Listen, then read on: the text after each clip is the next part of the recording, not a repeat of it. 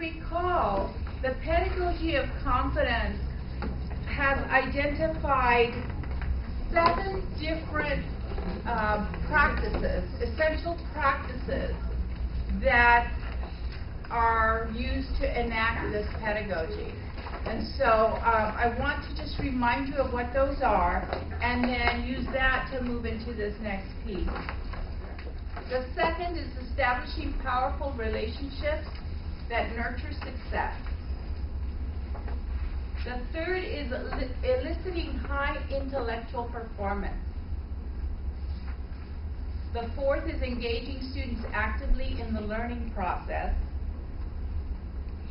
The fifth is creating environments of enrichment rather than remediation. The sixth is situating learning in the lives of students. And the seventh is addressing the prerequisites for learning.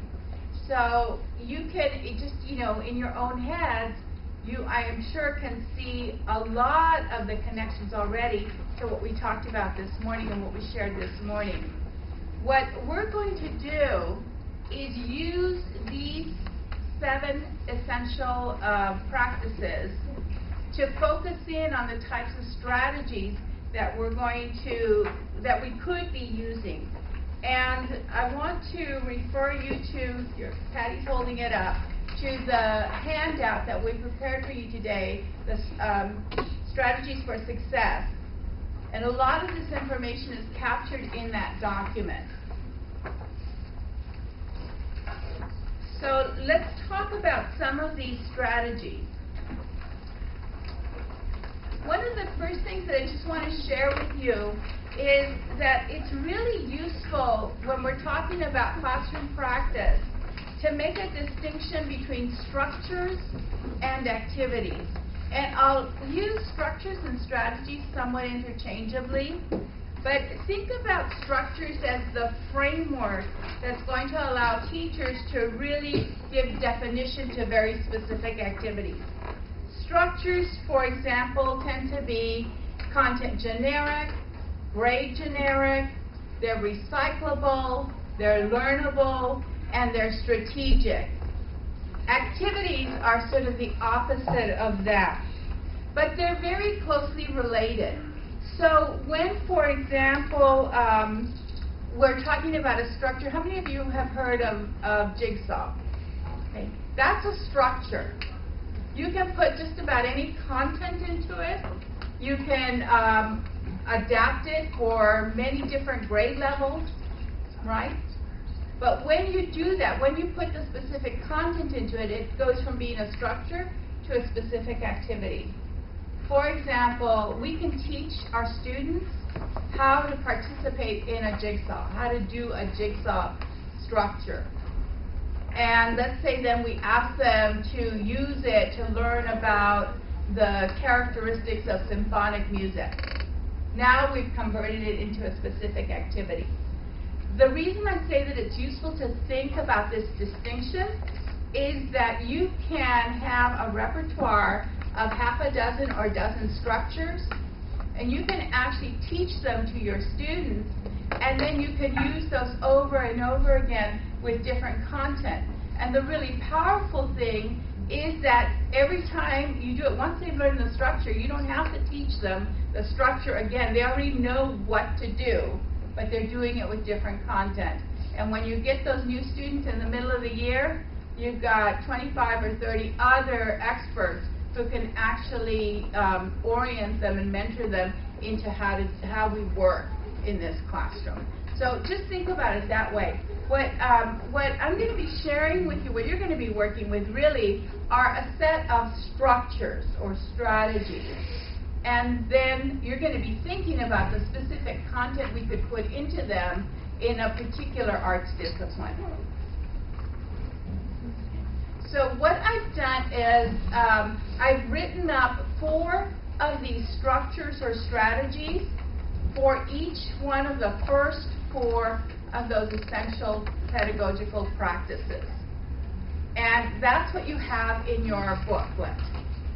So you have a section in your booklet for each of those first 4 practices, And following that cover or divider page, you have a write-up for the structures themselves.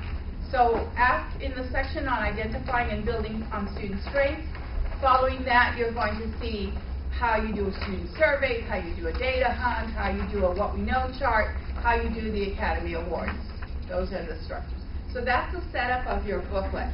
And you can see that for each of these first four, which are what we're going to focus on today, the first four essential pedagogical practices, that you'll have these four different strategies or structures. After lunch, you're going to be working in one of those four essential practices. So one of the things that you need to do is decide which of these four groups you want to be a part of. And we've identified a facilitator for each group. So Helen, raise your hand, Helen, wave. Helen is going to be our facilitator for the group working on identifying and building on student strengths. Maureen, right across from Helen, is going to be facilitator for establishing powerful relationships that nurture success. Patty over here is going to facilitate the group on eliciting high intellectual performance. And then Evie, why did you guys all sit at the same table?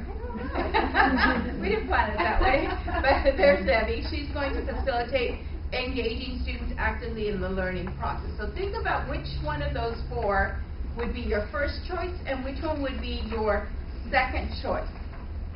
Now here's the task that you're going to have for after lunch.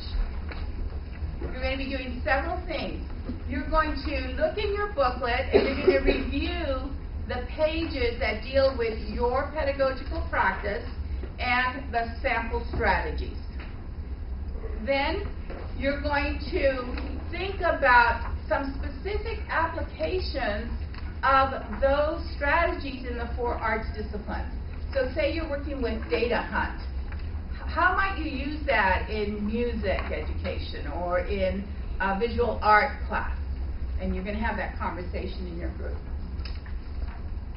And then you're going to think about how you would create a poster that captures the key points of the practice, those strategies, those four strategies, and any applications that you come up with in your group.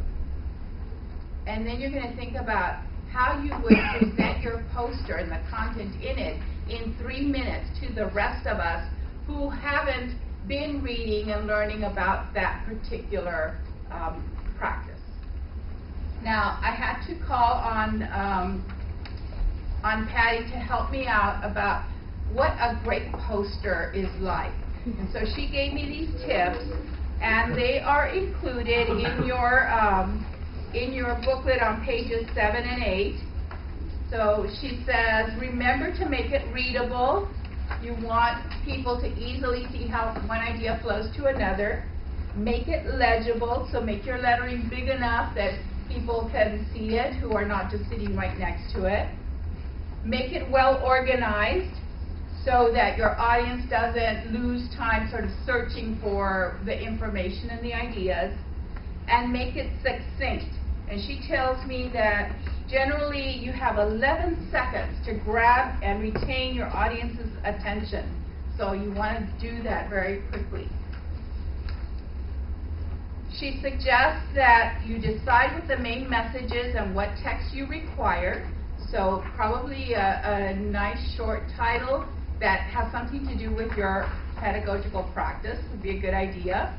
And then think about a couple of different text blocks. One maybe with the sample strategies, another one perhaps with the specific arts applications. Measure the space you have so you don't start putting stuff up and then figure out that you've got too much text for the space. Get rid of anything you don't need so your poster isn't cluttered.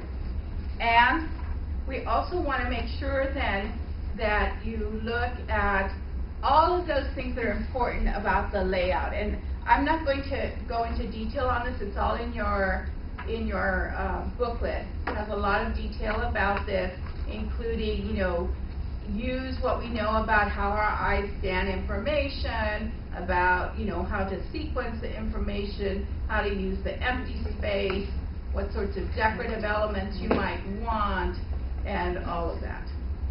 Okay? Now here are some sample layouts, and this is not in your booklet. But remember that the idea of the poster is to create a visual representation of your topic, of your information. So think again about how you might lay it out with these different elements. This is just an example. And then Patty did, and we'll put it up, she mocked up a possible poster and what the layout might look like.